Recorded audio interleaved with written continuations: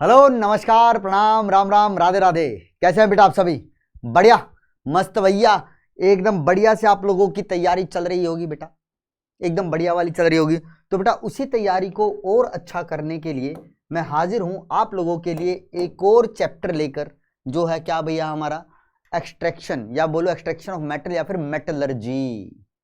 Metallurgy वाला chapter पढ़ने वाले हैं भैया आज हम।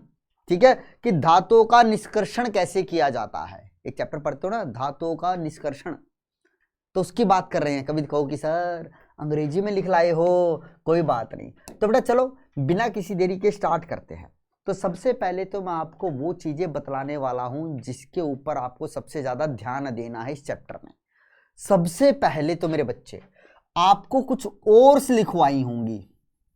और का मतलब क्या होता है सर? कुछ अयस्क होते हैं बेटा हमारे पास, उन अयस्क का कुछ नाम होता है और उनका एक फॉर्मूला होता है, तो वो आपको याद होना चाहिए। उस पर बहुत क्वेश्चन बनते हैं। यहां पे मिलान करने वाले में बहुत सारे क्वेश्चन बनते हैं इस वाले टॉपिक के ऊपर। अब कहेंगे सर कितने याद करें? भैया जितने याद कर सकते हो करो, या जितने याद करोगे उतने कम हैं। समझ रहे हो बात को? तो जितने आप लोग याद कर सकते हो बेटा उसको करो, कीजिए। तो ये तो याद करने, देखो है ही चैप्टर ये याद करने वाला, क्योंकि कुछ प्रक्रम बने होते हैं सर, उन प्रक्रमों के बारे में हमें पता होना चाहिए। फिर बेटा और तुमने याद की, ठीक है, पहली चीज तो ये करनी है। दूसरी बेटा तुम यहां पे कुछ प्रक्रम पढ़ते हो, जैसे जैसे क्या निस्तापन क्या होता है, जिसे तुम कैल्सिनेशन बोलते हो। रोस्टिंग क्या होता है, ठीक है। फिर यहां पे तुम एक साइनाइड प्रक्रम पढ़ते हो, फैन प्लवन फ्लवन एक प्रक्रम पढ़ते हो तुम, ठीक है। तो बहुत सारे प्रक्रम आते हैं, तो तुम्हें वहां पे ये भी देखना पड़ेगा कि सर स्वतः अपचयन क्या होता है, किन का होता है स्वतः अपचयन, भंजन किन किन किन अयस्कों का होता है, निस्तापन किन अयस्कों का किया जाता है, ठीक है। गलित अवस्था में विद्युत अपघटन हम किन किन धातुओं के अयस्कों का कर सकते हैं। तो ये सारी छोटी छोटी बातें क्या क्या है बेटा, जैसे एल्यूमिनोथर्माइट प्रोसेस या प्रक्रम क्या होता है, तो ये सारे प्रक्रमों के बारे में आपको जानकारी होनी चाहिए भैया, ठीक है। तो मेन तो काम ये दो हैं। अगर ये दो काम आते हैं तो बेटा आपको सारी चीजें आती है, फिर ये चैप्टर बड़ा आसान है। फिर ये चैप्टर क्या बेटा हमारे पास बहुत ही आसान है, ठीक है। तो चलिए स्टार्ट करते हैं। चल भाई देख, स्टार्ट कर लेते हैं भाई, स्टार्ट कर लेते हैं। तो देख पहला ही सवाल देखो, पहले ही सवाल से तुम्हें आइडिया लग जाएगा कि मैंने क्यों बोला तुम्हें कि भाई ये अयस्कों के तुम्हें नाम और फॉर्मूले पता होने चाहिए। अब उसने लिखा है कि भाई कैलामाइन, मैलाकाइट और मैग्नेटाइट और क्रायोलाइट क्रमशः कौन से है। अब देखो मुझे ये लगता है भाई क्रायोलाइट का तो फॉर्मूला लगभग सबको अच्छे से याद होगा, क्योंकि जब हम एल्यूमिनियम का निष्कर्षण करते हैं ना, ठीक है, तो वहां पे क्रायोलाइट का हम इस्तेमाल करते हैं। तो क्रायोलाइट हमें पता है सर होता है Na3Alf6। तो मतलब सर पहला ऑप्शन तो कट गया, तो इन तीनों में से हो सकता है। अब सर अब तुम्हें इन तीनों का फॉर्मूला पता होना चाहिए। तो जैसे कैलामाइन की बात करूं तो बेटा कैलामाइन हमारा जिंक कार्बोनेट होता है, जिंक का आयस्क होता है। अगर मैं मैलेकाइट की बात करूं तो मैलेकाइट क्या होता है बेटा, इसको हम लिखते हैं copper carbonate dot copper hydro oxide. Copper का इसका है ये पूरा फार्मूला है इसका। और मैग्नेटाइट सर आयरन का होता है, इसको तो बताने की आवश्यकता ही नहीं है, Fe2O3। तो देख लो कौन सा ऑप्शन बना है, जिंक। अच्छा ये एक साथ है, ये पूरा एक ऑप्शन है, ठीक है। तो यहां पे सही जवाब क्या है मेरे बच्चे, बी है, बी है भैया, ठीक है। अब यहां बताओ भाई, यहां पे ऐसा क्या लॉजिक लगा लोगे आप लोग कि हाँ सर लॉजिकल बताओ, ये तो याद करने वाली चीज है ना। और पूछता है भाई एडवांस में ऐसा सवाल आ जाता है, तो मैं दिखाऊंगा भी इनके ऊपर कैसे कैसे सवाल पूछेगा। आगे बढ़ते हैं, अगला देखो, कहता है सल्फाइड अयस्क निम्नलिखित धातुओं के लिए उभयनिष्ठ है। मतलब यहां पे तुम्हें कुछ ऑप्शन दिए और उनमें कुछ धातु लिखी है और तुमसे पूछा है बताओ भाई इनमें से कौन सा ऐसा ऑप्शन है जिसके अंदर जो धातुएं दे रखी हैं वो सल्फाइड के रूप में हमें मिलती हैं। अब ये पता होना चाहिए बेटा, ठीक है। तो बेटा AgCu और PbS, जैसे हम Ag जो हमें मिलते हैं वो Ag2S के रूप में मिलते हैं, इसको बोलते हैं अर्जेंटाइट, ठीक है। फिर होती है सर Cu2s, ठीक है, एक होता है सर PbS। तो बेटा ये क्या मिलते हैं हमें, ये क्या मिलते हैं बेटा, ये हमें मिलते हैं भैया क्या, सल्फाइड के रूप में ये तीनों मिलते हैं। टिन हमें सल्फाइड के रूप में बहुत कम मिलता है, टिन जो होता है वो ज्यादातर किसके अंदर मिलता है, हमें ऑक्साइड के रूप में मिलता है, ठीक है। मैग्नीशियम भी बेटा हमें किस में मिलता है ज्यादातर, ऑक्साइड, कार्बोनेट, या फिर बेटा किसके अंदर बेटा हाइड्रोक्साइड के रूप में मिलेगा, ठीक है। सेम कहानी एल्यूमिनियम के साथ है, एल्यूमिनियम बॉक्साइड के रूप में मिलता है। तो तुम्हें पता है बॉक्साइड क्या होता है, Al2O3.2H2O, या उसको एल्यूमिनियम हाइड्रोक्साइड बोल दो, ठीक है। तो ये चीजें याद करने वाली हैं, तो याद रखो बेटा AgCu और Pb ही ऐसे तीन तत्व हैं यहां पे जो लिखे हैं। जिंक भी मिल जाता है तुम्हें Zns के रूप में, जिसे तुम जिंक ब्लेंड बोलते हो। एक होता है गैलेना, गैलेना क्या होता है बेटा, PbS, इसका नाम है, तो ये नाम याद होने चाहिए, ठीक है। अब मैं चाहे कितने भी नाम बोलता रहूं कोई फायदा नहीं है, क्योंकि बेटा ये याद तब होंगे जब आप खुद से करने के लिए बैठेंगे इसे, ठीक है। Okay sir, okay. अगला देखो, कहता मूल सिल्वर धातु NaCN के तनु जलीय विलयन के साथ किसकी उपस्थिति में जल में विलयशील संकुल बनाती है। अब बेटा यहां पे तुम्हें एक प्रक्रम याद होना चाहिए, जिस प्रक्रम को कहते हैं बेटा साइनाइड प्रक्रम।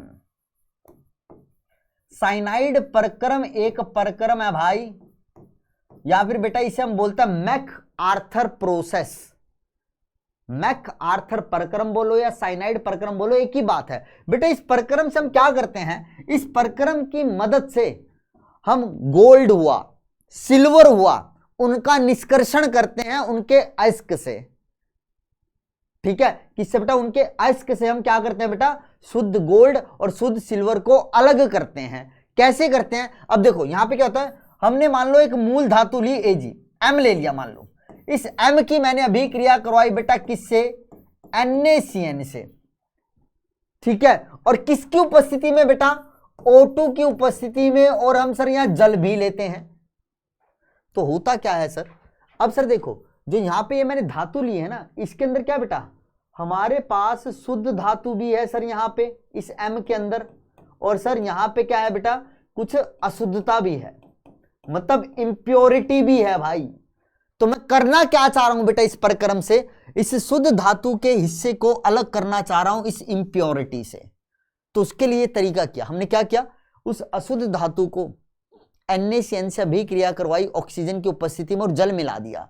तो होता क्या बेटा, यहां पे हमारे पास बन जाता है, हमारे पास बन जाएगा NaMCN2, और ये M यहां पे अगर Ag हुआ तो ये क्या बन गया, आ जाएगा बेटा यहाँ पे Ag आ जाएगा। तो क्या बन गया, NaAgCN2, और ये जल में घुल जाता है संकुल, ये जल में घुल जाता है। अब तुमसे सवाल क्या पूछा है कि मूल सिल्वर धातु NaCN के तनु जलीय विलयन में, तो मतलब ये तनु जलीय विलयन है बेटा मेरे पास, किसकी उपस्थिति में जल में विलयशील होगा। अगर तुम इस मूल धातु को NaCN मतलब इस NaCN के जलीय विलयन में डालोगे ना तो ये घुलेगा नहीं।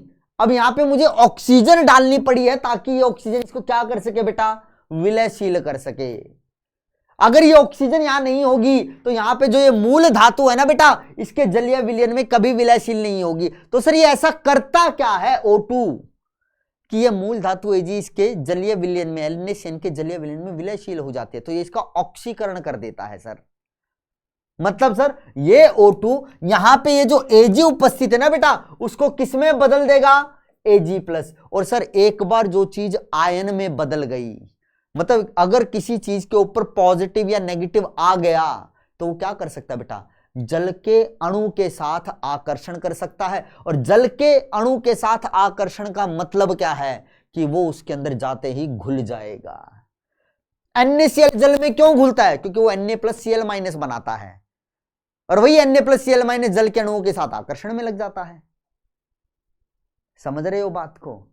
तो सर किसकी उपस्थिति में ये हमारे पास यहाँ पे घुला, ऑक्सीजन। और ऑक्सीजन ने किया क्या सर, यहाँ पे जो शुद्ध धातु थी उसका ऑक्सीकरण किया और उस पर पॉजिटिव आवेश ले आया। अगर यहाँ पे क्या होता बेटा, गोल्ड होता तो ये गोल्ड का ऑक्सीकरण करता और उस पर पॉजिटिव लेके आता ताकि वो क्या कर सके, यहाँ घुल सके। क्लियर है, ओके। चलो, कहता है निर्जल फेरिक क्लोराइड को तैयार किया जाता है, अब ये पता होना चाहिए। निर्जल फेरिक क्लोराइड क्या होता है बेटा? FeCl3 निर्जल होता है, इसको हम एनहाइड्रस बोलते हैं। एनहाइड्रस का मतलब होता है बेटा निर्जल। तो ये कैसे तैयार किया जाता है? तो भैया हाइड्रोक्लोरिक अम्ल लो और उसकी रिएक्शन किससे करवा दो? फेरिक ऑक्साइड से, Fe2O3 से करवा दो। सी ऑप्शन, ये याद रखना, दिमाग में बैठा लेना। निर्जल फेरिक क्लोराइड कैसे बनता है बेटा? हाइड्रोक्लोरिक अम्ल को जब हम अभिक्रिया करवाते हैं फेरिक ऑक्साइड से तो वहां पे क्या बनता है? निर्जल FeCl3 बनता है। ठीक है, यस सर, आगे बढ़ो आगे बढ़ो। चलो भैया, अब इसका देखो, कहता है मैग्नीशियम के निष्कर्षण धातु क्रम में निम्नलिखित में से किस प्रक्रम का उपयोग किया जाता है? मतलब मैग्नीशियम धातु का यदि हमें निष्कर्षण करना हो तो किस प्रक्रम का इस्तेमाल करेंगे? अब याद रखना बेटा, लगभग जितनी S ब्लॉक धातु हैं और साथ में जो एल्यूमिनियम है, जब भी मुझे किसी S ब्लॉक धातु या एल्यूमिनियम का निष्कर्षण करना हो तो हम वहां पे हमेशा कौन सी विधि लगाते हैं बेटा? हम वहां पे क्या करते हैं बेटा? हम वहां पे करते हैं मोल्टन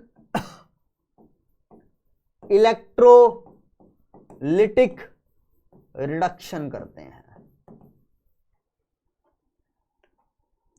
मोल्टन का मतलब सर गलित, इलेक्ट्रोलिटिक का मतलब क्या है सर? विद्युत अपघटनी, रिडक्शन का मतलब सर क्या? अपचयन करते हैं। ठीक है, तो याद क्या रखोगे बेटा? जब भी तुम्हें दिख जाए ऐसे सवाल के अंदर कि भैया वहां पे कोई S ब्लॉक का धातु है और उसका निष्कर्षण के लिए प्रक्रम पूछा जा रहा है, एल्यूमिनियम के निष्कर्षण के लिए पूछी जा रही है कौन सी प्रोसेस का इस्तेमाल किया जाता है, क्योंकि भैया S ब्लॉक की धातु और एल्यूमिनियम जो होते हैं ना, ये बहुत बहुत बहुत ज्यादा क्रियाशील धातुएं होती हैं। इतनी ज्यादा क्रियाशील धातु होती हैं कि इनका निष्कर्षण सिर्फ और सिर्फ कौन से अभिक्रिया प्रक्रम से किया जा सकता है? गलित लवण विद्युत अपघटन द्वारा ही किया जा सकता है। ठीक है, याद रखने वाला पॉइंट है। क्लियर? Okay sir. कहता है कॉपर के निष्कर्षण में परगलम प्रक्रम के दौरान बनने वाले धातुमल का रासायनिक संगठन है। कहते जब हम कॉपर को क्या करते हैं बेटा? निष्कर्षण करते हैं ना, तो निष्कर्षण के दौरान क्या करते हैं? धातुमल बनता है। धातुमल कैसे बनता है भाई? सुनना बात को।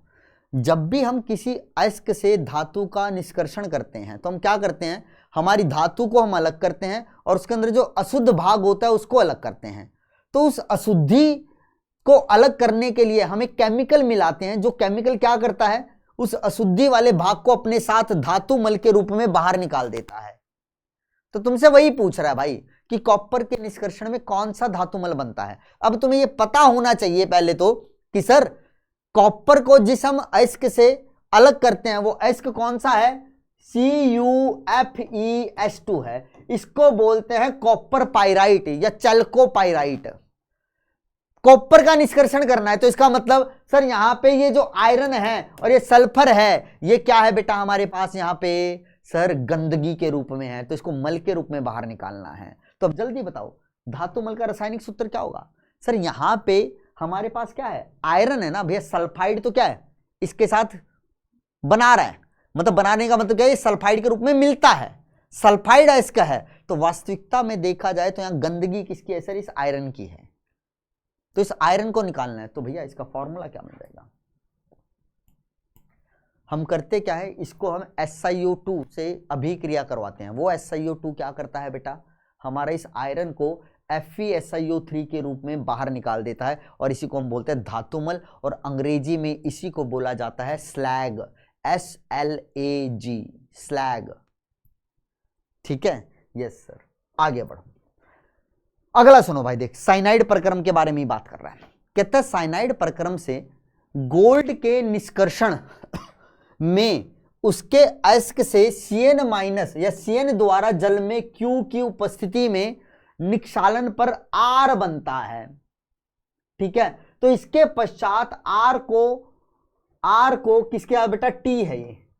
R को T के साथ उपचारित करने पर Au और Z प्राप्त होता है। तो सही विकल्प चुने। अब एक से ज्यादा भी यहां पे सही विकल्प हो सकते हैं। देख भाई, सीधा सीधा है, ये प्रक्रम होता है। यहां पे मान लो मैंने क्या लिया? M लिया, इस M के अंदर क्या है बेटा, इस M के अंदर सर हमारी जो क्या है गोल्ड भी है और साथ में क्या है बेटा कुछ इम्प्योरिटी भी है। तो मुझे इस इम्प्योरिटी को अलग करना है सर इस गोल्ड से। तो हमने क्या किया सर, इसकी अभिक्रिया करवा दी, मान लो किससे, NaCN से करवा दी सर।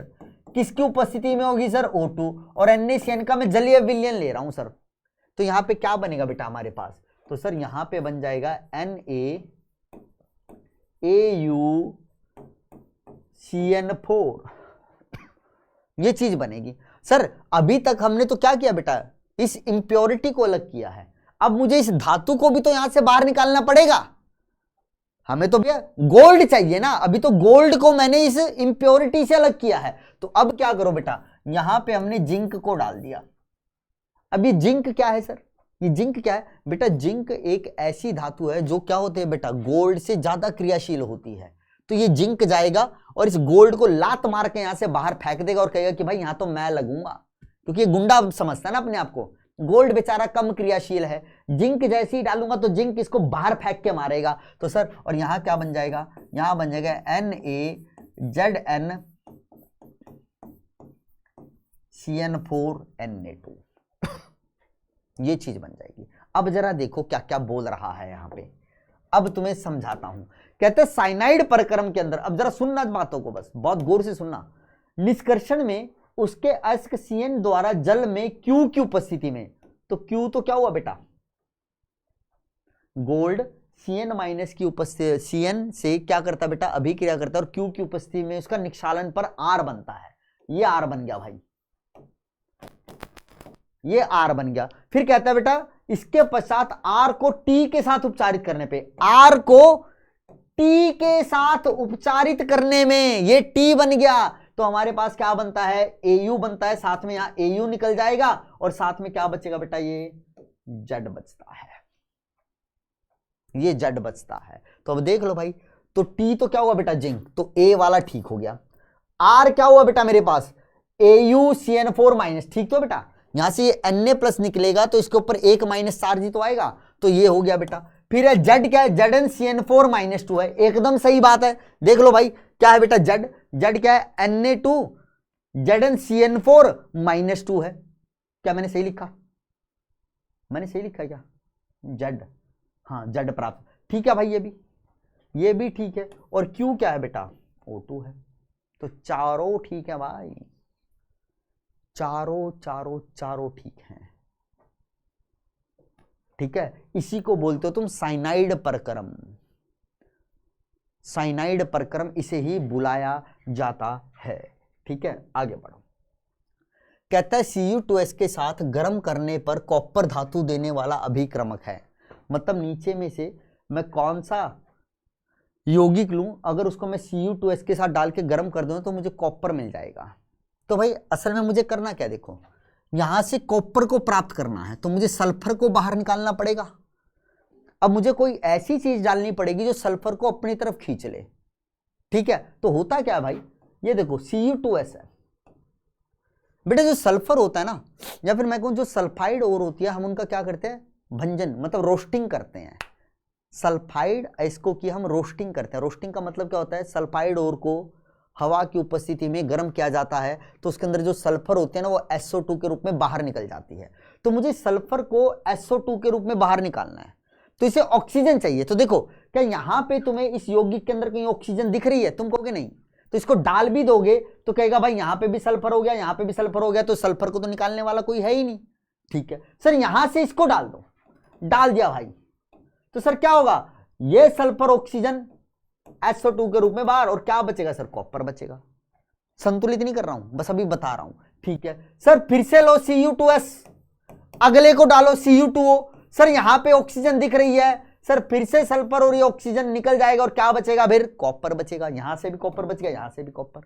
सर यहां पे ले लो ना Cu2S CuSO4, तो सर अभी भी SO2 बाहर निकल जाएगा और क्या बचेगा, कॉपर। तो सर कहने का मतलब अगर Cu2S को हम इन तीनों में से किसी को भी डाल के गर्म कर देंगे तो वो सल्फर को SO2 के रूप में बाहर फेंक देगा सर, और कॉपर मिल जाएगा, और कॉपर मिल जाएगा भाई, ठीक है। यस सर, यस सर, आगे बढ़ो। अब देख आ गया सवाल तुम्हारे लिए। अब तुम्हें अगर इसको के नाम नहीं पता है तो भाई इस सवाल को तुम कभी नहीं हिला पाओगे, कभी भी नहीं हिला पाओगे। ठीक है, तो पहले इसको के नाम याद करो। अब इसमें मैं हेल्प नहीं करूंगा बेटा, ये तुम्हारी जिद होगी कि हाँ सर मुझे याद करना है। आपने दिखा दिया ऐसा सवाल आता है तो फंस सकता है, तो हमें याद करना है। अब बच्चे याद करते हैं भाई, देखो याद करने का तरीका क्या, मूल मंत्र के याद करोगे भूलोगे, याद करोगे भूलोगे। तो ये नहीं होता कि सर आज याद किया था पूरा ही भूल गए, थोड़ा बहुत याद रहेगा, फिर और याद करो, फिर भूलोगे तो फिर थोड़ा और ज्यादा रहेगा। और लिख लिख के याद करो भाई, लिख लिख के याद करो। जैसे सेडेराइट क्या होता है सर, आयरन कार्बोनेट होता है। मैलेकाइट मैंने तुम्हें पीछे भी बताया था, CuCO3 CuOH whole twice. Bauxite क्या होता है सर, Al2O3.2H2 होता है।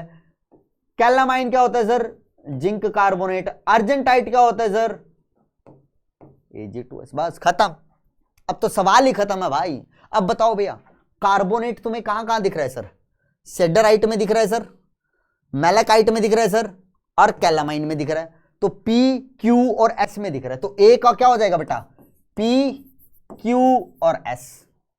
आ जाओ, सल्फाइड किस में दिख रहा है सर, सिर्फ T में दिख रहा है सर, T में है ना भाई ये लो सर T लिख दिया। सर हाइड्रोक्साइड कहां दिख रहा है सर, Q में दिख रहा है और बेटा R में भी। ये जो चीज है ना Al2O3.2H2O, इसको कई बार तुम एल्यूमिनियम हाइड्रोक्साइड भी बोल देते हो। ठीक है, ये हाइड्रोक्साइड भी बना लेता है भाई। तो हाइड्रोक्साइड सर ये दिखा, तो मतलब किस में दिखा, Q और R में दिखा सर। और ऑक्साइड कहां पे है सर, दिख रहा है सर, ये रहा बॉक्साइड के अंदर, ये सिर्फ R में ही है। तो देख लो भाई, देख लो भाई, A का PQS है, PQS है, PQS है। तो देखो यहां से तो पता ही चल गया ना भाई, तो मतलब ये ऑप्शन तो कट गया। B का क्या T है, B का T है क्या, यहां B का T है, B का T है नहीं भाई, आगे कुछ देखने की जरूरत ही नहीं है बेटा, A option is the correct option. अब मैंने कुछ नहीं किया, फॉर्मूले याद थे, चिपकाए और देख लिया। पूरे ऑप्शन तो देखने की आवश्यकता भी नहीं पड़ी, पूरे ऑप्शन की तो देखने की आवश्यकता भी नहीं हुई बेटा। समझ रहे हो, हाँ सर समझ रहे हैं चलो आगे देखो, अगला आ जाओ। अब यहां पे भी तुम्हें पता होना चाहिए प्रोसेस के बारे में, प्रक्रमों के ऊपर है ये, मिलान करना है। अब देखो लेड सल्फाइड को मैं लेड ऑक्साइड में बदल रहा हूं बेटा। किसी भी सल्फाइड को जब हम ऑक्साइड में बदलते हैं तो उसके लिए हमें भर्जन करना होता है। सल्फाइड अयस्क को हम ऑक्सीजन की उपस्थिति में अभिक्रिया करवाते हैं और वो किस में बदल जाता है सर, ऑक्साइड में, और सल्फर निकल जाती है सर वहां से SO2 के रूप में। तो सर ये क्या हो रहा है, भर्जन हो रहा है। तो A का क्या हुआ सर, P हो गया। ठीक है सर, कार्बोनेट और दिखे या हाइड्रोक्साइड दिखे, या फिर कौन सी दिखे बेटा तुम्हें, कार्बोनेट दिखे, हाइड्रोक्साइड दिखे, बाइकार्बोनेट दिखे, तो इनका किया जाता है निस्तापन, मतलब इनको हवा की अनुपस्थिति में गर्म कर दो। ठीक है, तो बेटा इसको निस्तापन करके कर रहे हैं हम।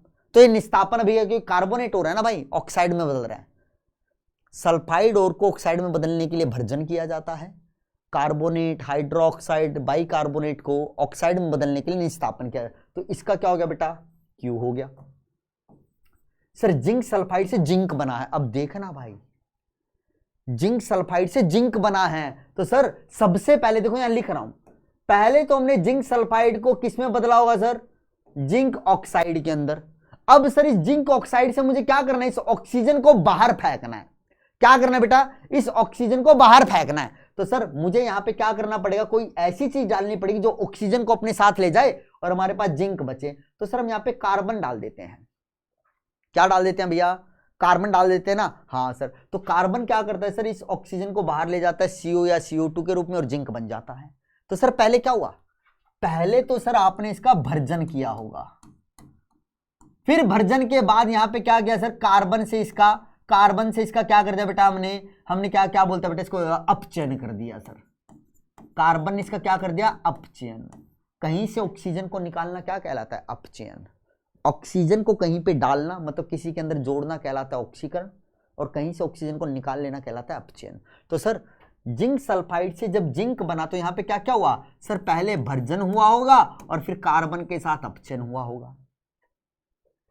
सेम कहानी भी यहां देखो, Cu2S से Cu बना है तो सर पहले भर्जन हुआ होगा तो सर P तो होगा ही होगा, लेकिन सर अब जो ये कॉपर सल्फाइड से कॉपर बनेगा ना, देखो ऐसे पहले तो सर हमने इसका भर्जन किया, हवा की उपस्थिति में इसको गर्म किया तो बन गया CuO और SO2 बाहर और SO2 के रूप में सल्फर बाहर।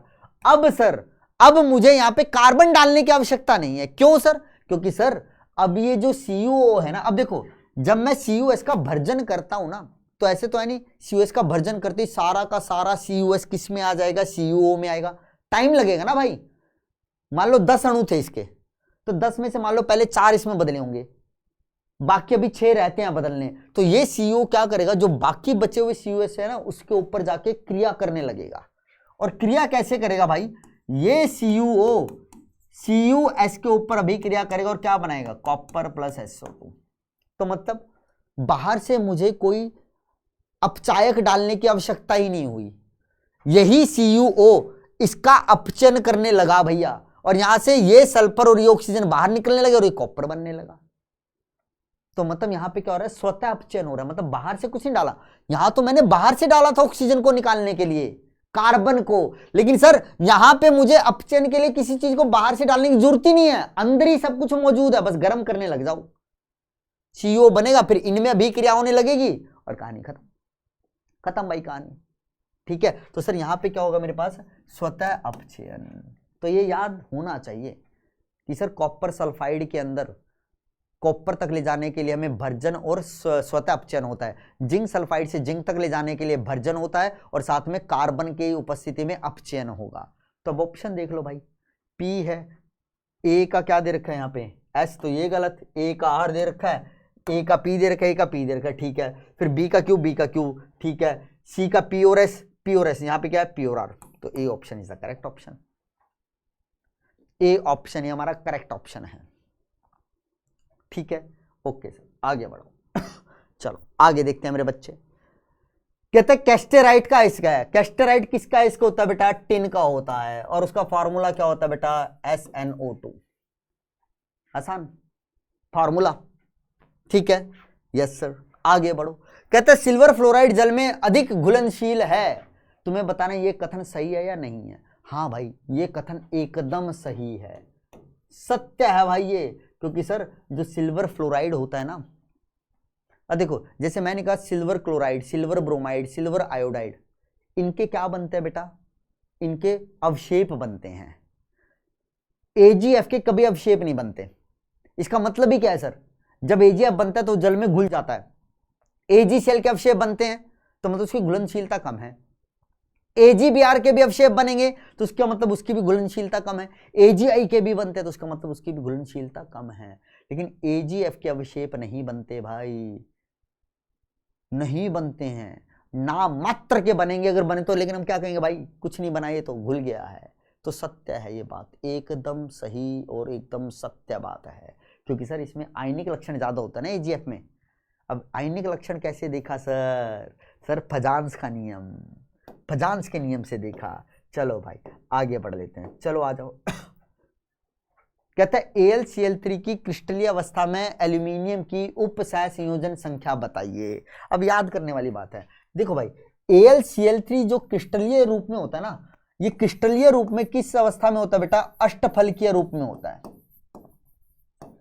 ये अष्टफलकीय ज्यामिति में होता है, और सर इसकी जो संरचना होती है वो कैसी होती है, पर्तीय संरचना होती है। ये याद रखना, जब भी आप लोगों से पूछ लिया जाए कि AlCl3 क्रिस्टल के रूप में है तो तुम्हारे दिमाग में दो बातें आनी चाहिए कि सर ये अष्टफलकीय रूप में और पर्तीय संरचना है, या फिर मैं सीधा सीधा बोलूं बेटा ये FCC संरचना बनाता है। अब याद आया हो तो FCC क्या होता है, फलक केंद्रीय, और फलक केंद्रीय में सर कहां कहां पे होते हैं हमारे पास ये कण, सर कोनों पे होते हैं, फलक के केंद्र पे होते हैं।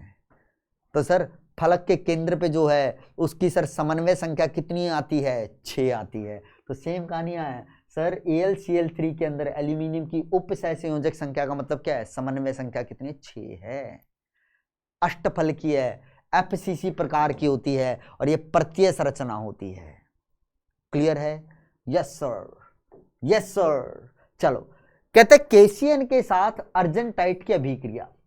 अर्जेंटाइट क्या होता है बेटा, Ag2S की अभिक्रिया के लिए एक संतुलित समीकरण लिखें और विलयन में उत्पाद के नाम बताएं। लिख देते हैं ना भाई, ठीक है। देख भाई, ऐसे किया मैंने, Ag2S लिया, KCN से अभिक्रिया हुई।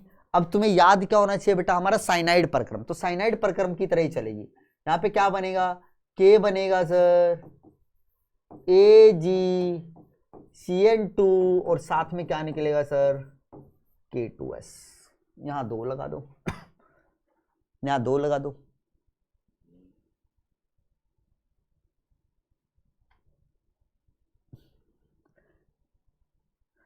देख भाई, अच्छा संतुलित तो अभी भी नहीं हुई ना, कितने हुए, 3 हुए ना, ये 3 हुए, 1 मिनट, 1 2 3, 2 CN है तो 2 CN यहाँ किए तो 2 K बने। हमें 2 क्या चाहिए, सिल्वर चाहिए, तो यहां पे अगर मैं 2 करता हूं, ठीक है, तो 2 Ag 4 CN हो गए, तो 2, तो यहां पे 4 कर दो ना, बस खत्म कहानी। ये लो भाई, सब बराबर हो गया, 2 Ag 2 Ag, 1 sulphur 1 sulphur, 4 K दिख रहे हैं, 2 CN 4 CN दिख रहे हैं, तो 2 दूनी 4 4 CN दिख रहे हैं। अब तुम इसका नाम लिखना है। अब बेटा ये नाम तो तुमने लिखना सीखा है, उपसह संयोजक यौगिक, क्या नाम बनेगा इसका, लिखना सीखा ना। हाँ सर, पोटेशियम डाइसाइनिडो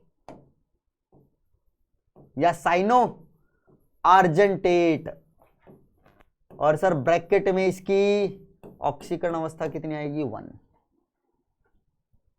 जाके देख लेना, अगर तुम्हें ये नाम नहीं लिखना आता है तो इसका मतलब क्या मेरे बच्चे, तुम भूल चुके हो वो नियम सारे जो तुम्हें बताए जाते हैं उपसह संयोजक यौगिक में। वो तो बड़ा आसान नामकरण है बेटा, ऑर्गेनिक के नाम करने से तो बड़ा आसान है ये वाला, ठीक है। अब ये 8 क्यों लगाया, सिल्वर क्यों नहीं लिखा, अब ये भी पता होगा कि यदि संकुल वाला भाग तुम्हारा कहां पे आ जाए, ऋणायनिक स्थिति पे आ जाए, तो सर जो हमारा क्या होता है, केंद्रीय धातु होता है ना, उसके नाम के पीछे हम 8 लगा देते हैं, अर्जेंटेट बन गया ये, ठीक है।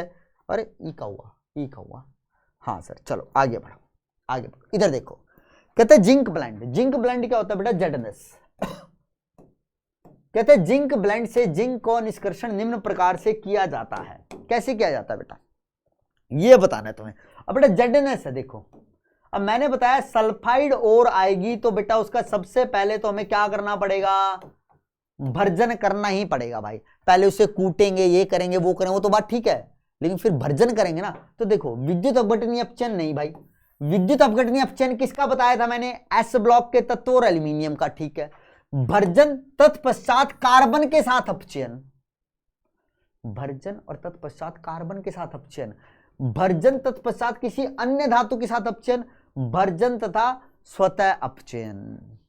अब सर भर्जन हर जगह आ रहा है, अब भर्जन के बाद कार्बन के साथ अपचयन करोगे या किसी अन्य धातु के साथ अपचयन करोगे या स्वतः अपचयन होगा, तो अब ये पता होना चाहिए। जैसे तुम्हें पीछे अभी अभी बताया था, देखो भाई ये तो पीछे कर चुके हैं, पता नहीं कितना याद होगा तुम्हें। ये देखिए यहाँ पे मैंने क्या किया था, जिंक सल्फाइड का भर्जन किया, जिंक ऑक्साइड बना, फिर उसके बाद मैं क्या कर रहा हूं बेटा, कार्बन के साथ इसका अपचयन कर रहा हूं।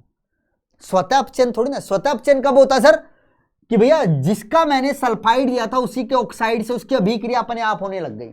जैसे कॉपर सल्फाइड से कॉपर ऑक्साइड बना और ये दोनों आपस में अभिक्रिया करने लग गए, सर ये स्वतः अपचयन चल रहा है, ठीक है। तो अब जल्दी से बताओ भाई, तो यहां पे अब क्या ऑप्शन बचेगा बेटा, जल्दी से बताना मेरे बच्चे। अरे क्या हो गया भाई, है ये क्या हुआ, हाँ चल पड़ा ना। तो यहां बताओ भाई क्या होगा, कार्बन के साथ अपचयन किसी अन्य धातु के साथ है स्वतः, तो आप कहोगे सर कार्बन के साथ अपचयन चलता है जिंक सल्फाइड में, तो ये स्वतः अपचयन नहीं देता, क्या देता बेटा, ये कार्बन के साथ अपचयन, ठीक है। यस सर, आगे बढ़ो, अगला देखो। अच्छा ये लिखे हुए हैं क्या पहले से ही मैंने, देख लो भाई, लिख लिए होंगे। कहते हैं किस अयस्क में आयरन और कॉपर दोनों होते हैं? अब पता होना चाहिए। क्यूप्राइट का फॉर्मूला है सर Cu2O, चैल्कोसाइट का है Cu2S, चैल्कोपाइराइट का है, इसको कॉपर पाइराइट भी बोलते हैं, और सर मैलाकाइट का है। तो क्या पूछ रहे हैं, किस अयस्क में आयरन और कॉपर दोनों होते हैं? अयस्क के नाम पे सवाल आ रहे हैं, अयस्क के नामों पे सवाल आ रहे हैं बेटा। अब इतनी तो उम्मीद कर ही सकता हूं ना कि हाँ सर ये तो हम कर लेंगे। चलो अगला आओ। कहता है लेड और टिन को उनके अयस्कों से निष्कर्षण के लिए मुख्य रूप से उपयोग किए जाने वाली विधि क्या है? बेटा लेड हमें मिलता है पीबीएस के रूप में, टिन हमें मिलता है सर SNO के रूप, SNO2 के रूप में। तो लेड का तो सर सबसे पहले हम क्या बनाते हैं, पीबीओ बनाते हैं भर्जन के द्वारा। फिर ये पीबीओ इसी के ऊपर आक्रमण करता है सर, और क्या बनाता है, Pb प्लस SO2। तो स्वतः अपचयन हो रहा है। तो निष्कर्षण का मतलब क्या है सर, PbS से Pb को निकालना है। तो क्या किया, भर्जन किया और स्वतः अपचयन किया सर हमने। सर टिन से, अब टिन से निकालना है तो सर यहां सीधा सीधा कार्बन डाल दो। कार्बन क्या करेगा सर, यहां से टिन से इसका ऑक्सीजन को लेकर निकल जाएगा, और क्या बचेगा बेटा, टिन बच जाएगा। तो सर यहां पे क्या किया हमने, कार्बन के साथ अपचयन किया। तो सर लेड का हमने निष्कर्षण किया कैसे, स्वतः अपचयन से, और सर टिन का हमने कैसे किया, कार्बन से। तो इसका सही क्या, स्वतः अपचयन कार्बन अपचयन, स्वतः अपचयन विद्युत अपघटन नहीं कार्बन, और स्वतः साइनाइड नहीं भाई। साइनाइड प्रक्रम तो किसके लिए होता है बेटा, सिर्फ याद रखो Ag और Au के लिए होता है। ये याद रखने वाली बातें हैं। अब कई तो सर खुजा रहे होंगे, अरे सर का बता जा ले हो, पता नहीं का होला है जिंदगी में पता नहीं। बेटा इसीलिए तो बोला जाता है एडवांस है भाई, हल्के में थोड़ी ना होगा। अब जो मेहनत करता है, देखो 3 चीजें होती हैं जो तुम बोलते हो ना SMS, तुम्हें यही चीज बताता हूं। देखो तुम्हें अपनी जिंदगी में भी ये SMS को भैया क्या करना पड़ेगा, लेके चलना पड़ेगा। एक S है सर समय, M से है सर मेहनत, और सर S से है सर सब्र। बेटा जिस बच्चे में तीनों चीजें होंगी ना, जिसके अंदर सब्र है, चीजों को समय देता है और मेहनत करता है, उसे पक्का कामयाबी मिलती है। कई बच्चे मेहनत तो करते हैं लेकिन उनका सब्र बहुत कम होता है, अरे नहीं याद हो रहा, अरे सवाल नहीं निकल रहा, गई काम। कुछ बच्चे क्या करते हैं, यार मेहनत नहीं हो पा रही है, समय नहीं दे पा रहा हूं मैं चीजों को। तो इनमें से अगर एक भी चीज तुमने छोड़ दी ना तो सिलेक्शन भूल जाओ। तुम्हें मेहनत भी करनी पड़ेगी, चीजों को समय भी देना पड़ेगा। जब चीजें नहीं हो रही हैं तो तुम्हें सब्र रख के मेहनत करनी है, सब्र के साथ तुम्हें समय देना है। ये तीनों ही चीजें बहुत जरूरी है कामयाबी के लिए, और ये 3 सबसे बड़े हथियार होते हैं। जिसने इन 3 हथियारों में महारत डाल ली ना बेटा, वो जिंदगी में कहीं पर भी नाकामयाब नहीं हो सकता, उसे कामयाबी पक्का मिलेगी। ये 3 हथियारों को तुम्हें क्या करना पड़ेगा भैया, अपने वश में करना पड़ेगा। मेहनत करना सीखो, चीजों को समय देना सीखो, और जब परिस्थितियां तुम्हारे अनुकूल नहीं है तब सब्र करना सीखो कि भैया क्वेश्चन नहीं बन रहे, क्वेश्चन नहीं बन रहे, क्वेश्चन नहीं बन रहे, तुम्हें निराशा आ रही है, सब्र रखो बेटा। समय बदलता है, मेहनत हमेशा रंग लेकर आती है, और जिसके अंदर सब्र होता है वो कुछ भी पा सकता है। बेसब्र इंसान को कुछ नहीं मिलता भाई। जिसको ये लगता है ना कि भाई एक रात की मेहनत में, 10 दिन की मेहनत में मैं सब हासिल कर लूंगा, नहीं भाई, समय लगता है, समय लगता है। समझ रहे हो बात को? तो ये 3 चीजें याद रखो, ठीक है। आ जाओ, कहता है एल्यूमिनो तापीय प्रक्रम में एल्यूमिनियम किस रूप में कार्य करता है? ये याद रखना बेटा, एक अपचायक के रूप में कार्य करता है। एल्यूमिनो थर्माइट प्रोसेस बोलते हैं इसको। इस प्रोसेस में होता क्या बेटा, जो डी ब्लॉक के तत्वों के अयस्क होते हैं ना, उनसे हमें ऑक्सीजन को बाहर निकालना होता है। जैसे मान लो टाइटेनियम का ऑक्साइड लिया, अब सर उसको हम गर्म करके या कार्बन से अभिक्रिया करवा के ऑक्सीजन से बाहर नहीं निकाल सकते, क्योंकि उनका सर तापमान बहुत ज्यादा होता है। उनके जो डी ब्लॉक के तत्वों का ऑक्साइड होता है, उनको गलाने का तापमान बहुत ज्यादा होता है। तो वहां पे हम ये वाला प्रक्रम करते हैं, एल्यूमिनियो तापी प्रक्रम। उसके अंदर हम क्या करते हैं, कोई भी डी ब्लॉक के तत्व का ऑक्साइड लेते हैं, जहां से हमें ऑक्सीजन निकालना है, उसके साथ हम एल्यूमिनियम पाउडर डाल देते हैं।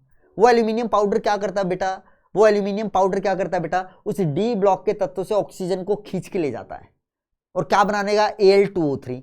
और सर ये प्रक्रम जो होता है Al2O3 बनना, ये क्या होता है बेटा, एक उष्माक्षेपीय अभिक्रिया होती है और वही उष्मा से, उसी उष्मा से हम क्या करते हैं, बाकी की अभिक्रिया करवा लेते हैं। वहां पे हमें बाहर से कुछ डालना भी नहीं पड़ा सर, बस एल्यूमिनियम पाउडर डाला, उस एल्यूमिनियम पाउडर ने क्या किया बेटा, उस ऑक्सीजन को बाहर ले गया। तो सर कहीं से ऑक्सीजन को बाहर निकालना क्या कहलाता है, अपचयन कहलाता है। तो वो ऑक्सीजन बाहर निकाल कौन रहा है, एल्यूमिनियम निकाल रहा है। इसलिए क्या बोला, एल्यूमिनियम तापी प्रक्रम में एल्यूमिनियम किसकी तरह कार्य करता है बेटा, एक अपचायक की तरह कार्य करता है। ठीक है, यस सर। आगे बढ़ो, कहता है सांद्रित डैश से आयरन को उपचारित करके इसे निष्क्रिय बनाया जाता है कि भैया इनमें से किस अम्ल से अभिक्रिया करके हम आयरन को निष्क्रिय बना सकते हैं। तो बेटा उसका जवाब है HNO3। बेटा आयरन जो होता है ना, सुनना, आयरन HNO3 से अभिक्रिया करके एक ऑक्साइड बनाता है Fe2O3 और ये Fe2O3 क्या करता है बेटा, आयरन के ऊपर एक परत के रूप में चढ़ जाता है।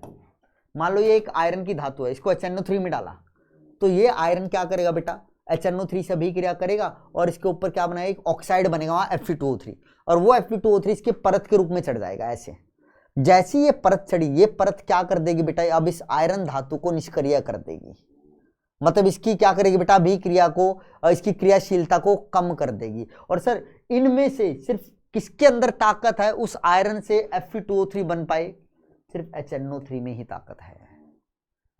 HNO3 में वही ताकत है जो आयरन को किस में बदले, Fe2O3 में, और ये परत के रूप में जब इसके ऊपर चढ़ जाएगा तो उसको निष्क्रिय बना। तो यहाँ जवाब क्या होगा बेटा, HNO3 होगा, सांद्रित HNO3। ठीक है, ओके सर, ओके। आगे बढ़ो, आ जाओ भाई, आ जाओ भाई। कहता है सर धातुओं के निष्कर्षण में सम्मिलित प्रक्रमों के संदर्भ में सही कथन बताएं। मैलाकाइट, मैलाकाइट भैया आप तो याद हो जाना चाहिए, CuCO3 को CuOH से भर्जन से क्यूप्राइट मिलता है। क्यूप्राइट क्या होता है बेटा, हमारे पास Cu2S होता है। मैंने सही बोला है तो नहीं नहीं नहीं, क्यूप्राइट होता है मेरे ख्याल से Cu2। जहाँ तो मुझे याद आ रहा है, 1 मिनट में देख लेता हूँ। अरे भाई साहब हम देख लें का हाँ Cu2 होता है, Cu2। एक बात बताओ भाई, भर्जन किसका किया जाता है, सल्फाइड ओर का किया जाता है सर। क्या भाई ये सल्फाइड, मैलाकाइट कोई सल्फाइड ओर है, नहीं सर, ये तो कार्बोनेट और हाइड्रोक्साइड आ रहा है। तो सर जो अयस्क कार्बोनेट और हाइड्रोक्साइड के रूप में होता है उसका भर्जन नहीं, उसका निस्तापन किया जाता है। तो मतलब ये तो असत्य हो गया सर। ठीक है, कहते हैं कैलामाइन के निस्तापन से जिंकाइट का उत्पादन होता है। कैलामाइन क्या है सर, जिंक कार्बोनेट, इसके निस्तापन से जिंकाइट मतलब ZnO का उत्पादन होता है। एकदम सही बात है सर, निस्तापन ही तो होगा बेटा कार्बोनेट ओर का, यही तो बोल रहे हैं। सल्फाइड ओर का भर्जन होता है सर। और सर जैसे क्या हुआ, कार्बोनेट हुआ, हाइड्रोक्साइड हुआ, सल्फेट हुआ, बाइकार्बोनेट हुआ, फॉस्फेट हुआ, इन सब का निस्तापन किया जाता है। ठीक है, कहते कॉपर पाइराइट को आयरन को हटाने के लिए प्रवर्तनी भट्टी में सिलिका के साथ गर्म किया। ठीक है भाई, कॉपर पाइराइट क्या बेटा, CuFeS2। बेटा यहां पे आयरन क्या है, गंदगी के रूप में है। और अभी भी बताया था मैंने, धातु मल के रूप में इसको निकालने के लिए हम इसकी किससे अभिक्रिया करवाते हैं बेटा, सिलिका से करवाते हैं, SiO2 से, प्रावर्तनी भट्टी के अंदर। तो मतलब सर ये वाले कथन भी एकदम सही है। ठीक है, अभी पीछे तो बताया था कि आयरन को अगर यहाँ पे हमें गंदगी को निकालना तो हम एक ऐसा केमिकल डालते हैं जो उस गंदगी को बाहर ले जाता है अपने साथ, तो वो क्या है, सिलिका है सर। ठीक है, कहता है अशुद्ध सिल्वर को ऑक्सीजन की उपस्थिति में जलीय केशियन के साथ उपचारित किया जाता है, तत्पश्चात जिंक धातु के साथ अपचयन किया जाता है। एकदम सही सर, ये तो साइनाइड प्रक्रम की बात बोल गया कि सर सिल्वर धातु को पहले O2 की उपस्थिति में केशियन के साथ अभिक्रिया करवाई जाती है, उसके पश्चात जिंक धातु से उसका अपचयन किया जाता है। जहां पे Au लिखा था ना भाई, उस Au को निकालने के लिए मैंने जिंक डाला था, तो उस Au की जगह बस Ag आ जाएगा और Ag को निकालने के लिए भी मैं जिंक डाल दूंगा। ठीक है, यस सर, यस सर, बढ़िया है। चलो अगला देखो, कहते कॉपर पाइराइट से कॉपर के निष्कर्षण में सही सम्मिलित है, यह बताना है। कहते पीसना तत्पश्चात फैन प्लवन विधि द्वारा अयस्क को सांद्रण करना। एकदम सही है भाई। पहले तो सर हम क्या करते हैं, जो अयस्क आता है बड़े बड़े पत्थरों के रूप में आता है सर, उसको पहले हम पीसेंगे, पाउडर बनाएंगे, फिर फैन प्लवन विधि द्वारा इसका सांद्रण करेंगे। फैन प्लवन विधि किस पे लगवाई जाती है सर? सल्फाइड अयस्कों पे। तो सल्फाइड अयस्क जो है ये, तो मतलब ये होगा। फिर कहता है धातु मल के रूप में आयरन का निष्कासन। सही बात है भाई, आयरन को हम यहां पे कैसे निकालेंगे? धातु मल के रूप में निकालेंगे, तो ये भी ठीक है सर। फिर कहता है SO2 के निष्कासन के पश्चात फफोलेदार तांबा बनाने के लिए स्वतः अपचयन। एकदम सही है सर। मान लो सर हमारे पास बन गया Cu2S, अब इसको भैया मुझे किस में बदलना है? Cu, फफोलेदार तांबा बनाने के लिए स्वतः अपचयन। सर मुझे बदलना है कॉपर के अंदर, तो सर पहले ये कॉपर ऑक्साइड में बदलेगा क्योंकि यहाँ पे भर्जन करेंगे, फिर ये कॉपर ऑक्साइड इसके ऊपर अटैक करेगा सर, और ये किस में बदलता चलेगा सर अभिक्रिया करके? Copper plus SO2। बताया था ना, कॉपर सल्फाइड का स्वतः अपचयन होता है। हाँ सर एकदम सही है। कार्बन अपचयन द्वारा, कार्बन अपचयन तो जिंक सल्फाइड का बताया था, कॉपर सल्फाइड का थोड़ी ना। तो सर ये गलत है, तो यहां सही ऑप्शन क्या है? A, B और C। तो याद रखो जिंक सल्फाइड का बेटा कार्बन के द्वारा अपचयन होता है, कॉपर सल्फाइड का बेटा कैसे होता है? स्वतः अपचयन होता है। ठीक है, यस सर, यस सर। आगे बढ़ो, आगे बढ़ो सर। कार्बन आधारित अपचयन विधि का उपयोग किसके निष्कर्षण के लिए नहीं किया जाता? जवाब तुम्हारा ये रहा, देखो देखते ही आंसर। बेटा कार्बन के द्वारा अपचयन जो होता है वो इनका नहीं होगा। क्यों? क्यों सर? क्योंकि सर आपने एक चीज लिखवाई थी कि जो S ब्लॉक तत्व हैं और एल्यूमिनियम है सर, इनके यदि ऑक्साइड हैं तो इनका अपचयन कौन सी विधि द्वारा होता है? कौन सी विधि द्वारा होता है बेटा? आप कहेंगे सर विद्युत अपघटनीय अपचयन होता है इनका। किया था ना, देखो स्टार्टिंग में एक सवाल किया था मैंने, दिखा देता हूं तुम्हें, दिखा देता हूं भाई ताकि याद रहे तुम्हें। ये रहा देखो, मैग्नीशियम के निष्कर्षण, तो मतलब मैग्नीशियम ऑक्साइड है, मैग्नीशियम कार्बोनेट, तो वहां से मुझे मैग्नीशियम का निष्कर्षण करना है। तो कैसे करते थे बेटा? गलित लवण विद्युत अपघटन द्वारा। तो यहां पे भी तो वही पूछ रहा है बेटा बस पूछने का ढंग बदल दिया और ऑप्शन ढंग दे दिया। क्या बोला सर? कि इनमें से किसका कार्बन के द्वारा निष्कर्षण नहीं किया जा सकता? टिन का भी क्या सकते सर? कार्बन डालो ऑक्सीजन निकाल देगा, यहां डाल दो सर निकाल देगा, लेकिन Al2O3 के साथ नहीं कर पाएगा। कार्बन डालने पे वो ऑक्सीजन को नहीं निकाल पाएगा ना इनके साथ। तो सर यहां से अगर एल्यूमिनियम का निष्कर्षण करना है, मैग्नीशियम का करना है, कैल्शियम का करना है, तो किसके द्वारा होगा सर? विद्युत अपघटनीय अपचयन। तो यहां लिख देता हूं किसके द्वारा होगा बेटा? ये तो विद्युत अपघटनीय अपचयन के द्वारा होगा। तो इसका सही ऑप्शन क्या है? सी और डी है। क्या है मेरे बच्चे? सी और डी है। क्लियर है? यस सर क्लियर है। आगे बढ़ते हैं आगे बढ़ते हैं। ये लो भाई आ जाओ। कहते हैं चैल्कोपाइराइट से कॉपर के निष्कर्षण में आंशिक भर्जन, आंशिक भर्जन का मतलब सर पार्शियल भर्जन हो रहा है, पार्शियल रोस्टिंग कर रहे हैं। तो देख भाई सीधी सी कहानी है, मैं तुम्हें बता देता हूं। हमारे पास है CuFeS2, ऑक्सीजन से अभिक्रिया करवाई पहले, तो क्या बना बेटा? मान लो मेरे पास ये बन गया Cu2S प्लस FeO। फिर ऑक्सीजन से अभिक्रिया करवाओ तो ये Cu2S भी किस में बदल जाएगा सर? ये बदल जाएगा सर हमारे पास CuO प्लस SO2, और ये FeO तो पहले ही निकल गया था सर यहां से। तो सर ये जो पहला स्टेप है ना कि CuFeS2 को Cu2S और FeO में बदला, ये कहलाता है हमारे पास क्या बेटा? आंशिक भर्जन। यहां से लेके अगर यहां तक अभिक्रिया लेके आता हूं तो ये क्या कहलाता है बेटा? पूर्ण भर्जन कहलाता है। कॉपर को हमने ऑक्साइड में बदल दिया, कॉपर ऑक्साइड बन चुका है ये। लेकिन सर यहां तक अगर अभिक्रिया रोकता हूं तो ये क्या कहलाता है?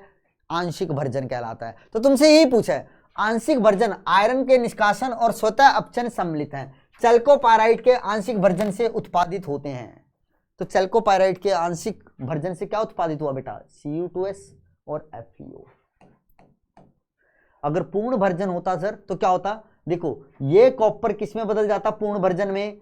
ये बदल जाता सर Cu2O में। ये FeO किस में चला जाता सर? मान लो Fe2O3 में। और ये सल्फर किस में चला जाता है? SO2 में। ये पूर्ण भर्जन के उत्पाद हैं, लेकिन आंशिक के ये हैं सर। ये पूर्ण, ये आंशिक, ये पूर्ण, ये आंशिक। क्लियर? Yes sir. आगे बढ़ता हूं। चल भाई आजा, वही बातें, किसका क्या होगा। ठीक है, तो देखो स्वतः अपचयन किसका होता है भैया, स्वतः अपचयन सिल्वर का हो सकता है। ठीक है, ए का क्यू पता होने वाली बेटा। कार्बन किसके लिए हो सकता है बेटा, कॉपर का। कार्बन अपचयन तुम कॉपर, अगर जैसे कॉपर है, अब मैं कॉपर सल्फाइड की बात नहीं कर रहा हूं, मान लो कॉपर ऑक्साइड है मेरे पास, डायरेक्ट कॉपर ऑक्साइड लिया, तो कॉपर ऑक्साइड में कार्बन डाल दो तो क्या बन जाएगा, Cu प्लस CO2 या CO जो भी बनना है। हाँ, अगर मान लो मेरे पास होता Cu2S, यहां से मैं इसका भर्जन करता हुआ तो ये बनता CO, अब ये CO इस पे अपने आप अटैक करता और फिर क्या बनता, कॉपर और SO2 बनता। लेकिन सर अब सीधा सीधा कह रहा है कॉपर ऑक्साइड हो तो कार्बन डाल दो तो काम बन जाएगा। तो इसका क्या हो जाएगा बेटा मेरे पास, बी का क्या हो जाएगा बेटा, बी का हो जाना चाहिए हमारे पास R। संकुल निर्माण और धातु द्वारा विस्थापन, संकुल निर्माण कौन कर सकता है बेटा, बोरोन कर सकता है मेरे पास। ठीक है, और आयोडाइड की विधि किसके लिए बेटा हमारे पास, पी के लिए, लेड के लिए है। अब देखो पता होने वाली बातें थी भाई, अब इसमें क्या ही एक्सप्लेनेशन दूंगा तुम्हें। ठीक है, तो इसका ऑप्शन क्या बनेगा, देखो ए का क्यू, ए का क्यू, ए का पी, ए का पी, ए का एस, तो एक से ही पता चल गया मुझे, एक से ही पता चल गया। ठीक, यस सर, यस सर। चलो अब ये तुम्हें होमवर्क दे देता हूं, खुद ब खुद करना भाई। अब इनके फॉर्मूले पता होने चाहिए तुम्हें, और कौन सी धातु किस, जैसे क्रायोलाइट में क्या होते हैं सर, एल्यूमिनियम भी होता है, सोडियम भी होता है, Na3LF6 होता है ना, तो सोडियम भी होता है सर क्रायोलाइट में, एल्यूमिनियम भी होता है, फ्लोरीन भी। अब तुम्हें बता देना किसके अंदर कौन क्या उपस्थित है। ये होमवर्क है, खुद करना, ये होमवर्क है भाई, खुदे कर लेना खुदे। ये वाला भी होमवर्क दे दूं, हाँ सर दे दो होमवर्क दे दो होमवर्क। ठीक है, देखो आंसर मैं बता देता हूँ, आंसर मैं बता देता हूँ भाई, एक बार मैं देख लूँ एल्यूमिनियम किस में होना चाहिए हमारे पास, मैं मन मन में कर लेता हूँ भाई। ठीक है, आ गया आंसर, इसका आंसर है ए। अब तुम खुद से निकालना पहले, अब ये मत सोचना ए ही आंसर मुझे निकालना है, पहले खुद दिल से करना कि क्या है क्या नहीं। ठीक है, अगले का भी देख लेता हूँ, सिल्वर, अच्छा ठीक है, कैल्शियम आ जाएगा, जिंक, ठीक है भाई, सिल्वर का, ठीक है, हाँ ठीक है, ठीक है, ठीक है, ठीक है, स्वतः अपचयन।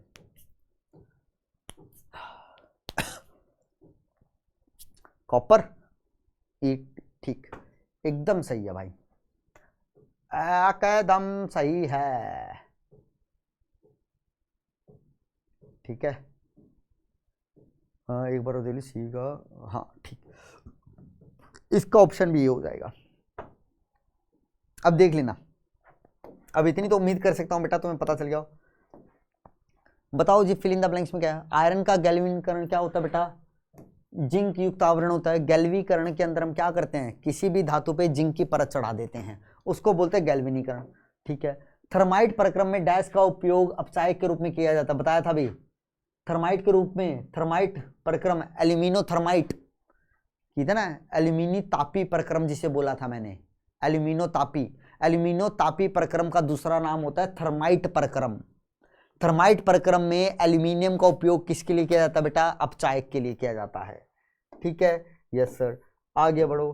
कहता है स्टील के निर्माण के मूल के लिए मूल बेसेमर प्रक्रिया में परिवर्तक की परत चूने की बनी होती है। किसकी बनी होती है बेटा, चूने से बनी होती है। और बनाने वाले धातु मल में, और बनाने वाले धातु मल में क्या होगा बेटा, क्या होता है वहां पे, Ca3PO, हाँ उसमें होता है सर हमारा कैल्शियम और फॉस्फेट। पता होने वाली बातें भाई, पता होने वाली बातें बेटा, आ जाओ। कहता है AgCl केशियन विलयन के अधिकाय में अधिकता में घुलकर डैश जटिल यौगिक देता है। भाई वही साइनाइड प्रक्रम, कौन सा यौगिक देगा बेटा, ये वाला दे देगा सर, KAgCN2। बस खत्म, बस खत्म भाई, ये लीजिए, थैंक यू सो मच। तो बेटा एक आइडिया लगा आपको कैसे सवाल आते हैं यहाँ पे, ज़्यादातर तुम्हें ना फिल इन द ब्लैंक्स वाले, सॉरी कैसे मैच द कॉलम वाले आएंगे, और मैच द कॉलम में प्रक्रम और एस्को से ज़्यादा सवाल पूछे जा रहे हैं तुमसे।